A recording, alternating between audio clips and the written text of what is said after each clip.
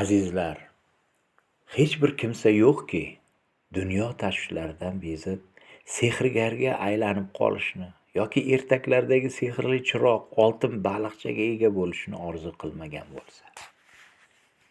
Chunki hayotda o'zini o'zi kimligini anglab yetmagan, ko'p bor qoqilib qadrsizlangan, hayotga, odamlarga ishonchini yo'qotgan omadsiz kishilar kam emas. Xo'sh, ana shu odamlarni chinakam baxtga erishtira olguvchi nojot baxsh sehrgarlik bormi o'zi dunyoda? Nima deb o'ylaysiz? Albatta bor. Axir ertaklar bugun haqiqatga aylanmoqda-ku.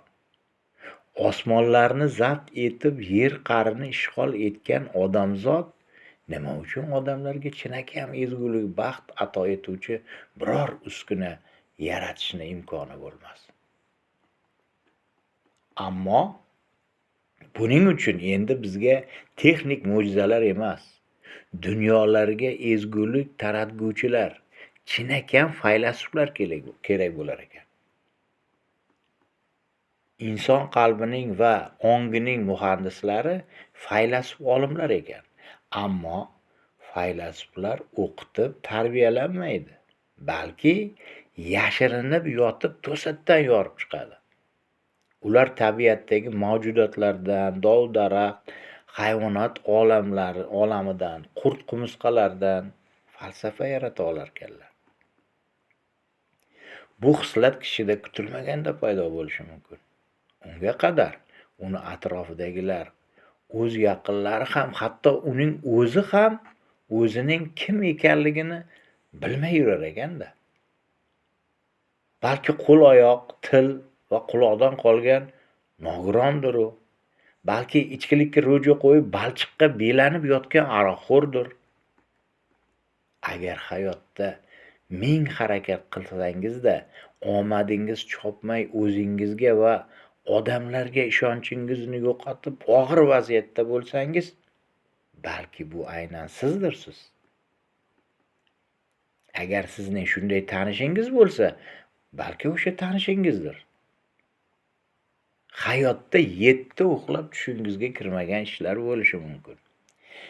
Chunki aksar faylasuflar boshqalarga nisbatan ojiz, uquvsiz, dangasa, noshud bo'lishi mumkin.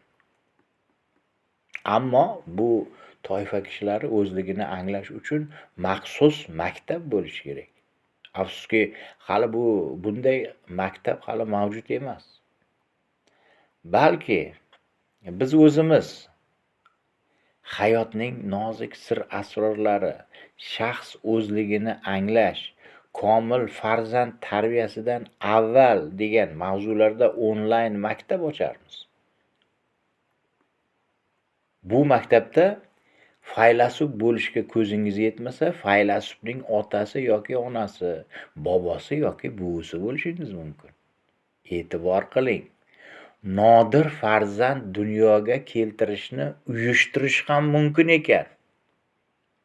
Marhamat, o'zingizni qiziqtirgan savollar yoki munosabatingizni bo'lsa, mana bildirasiz deb umid qilib qolamiz, aziz zamondoshlarim.